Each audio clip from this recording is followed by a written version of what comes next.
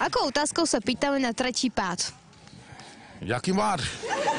Akou otázkou sa pýtame na tretí pád? Na tretí pás? To je ako taký pás.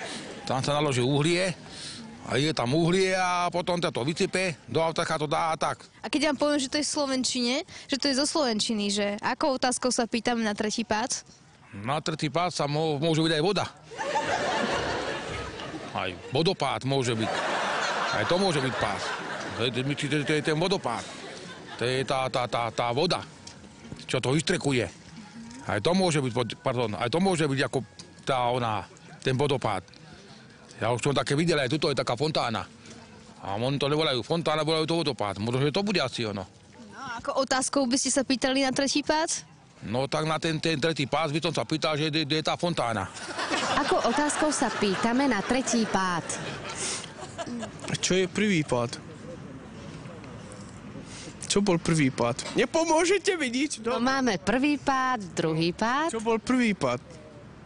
Tak aký je prvý pád? Neviem. Akože Biblie, aký je prvý pád?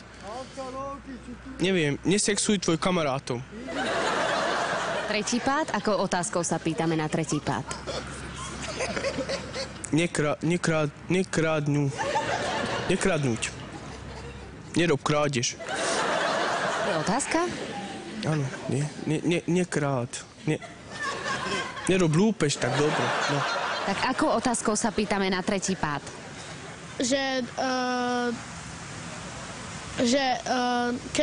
čo poviem, keď trikrát padnem.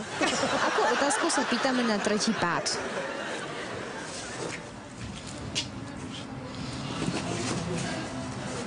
Kto čo?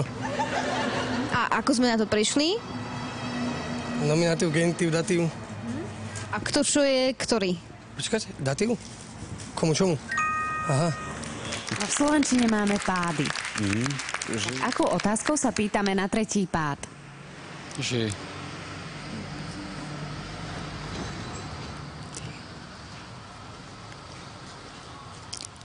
Ty, oni,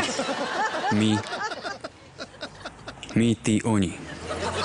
Asi tak. Ale to je otázka?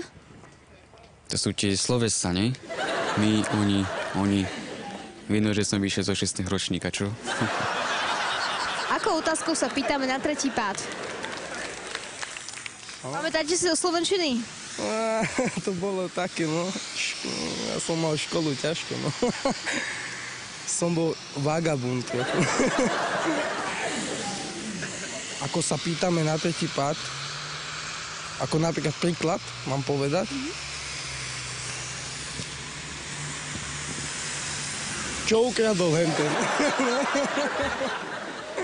Akou otázkou sa pýtame na tretí pád? No ja mám tiež vnučku, 10-ročná bude, ale učí sa veľmi dobre, až od prvého až do druhého. Vyznamená je tak, že ďaká pánovi, modlím sa za ňoho, aby ona, keď bude veľká, by mal talent tej v zeme. Ona chodí aj so mnou ako v tej kresťanskej zbor. A na ten tretí pád sa ako pýtame?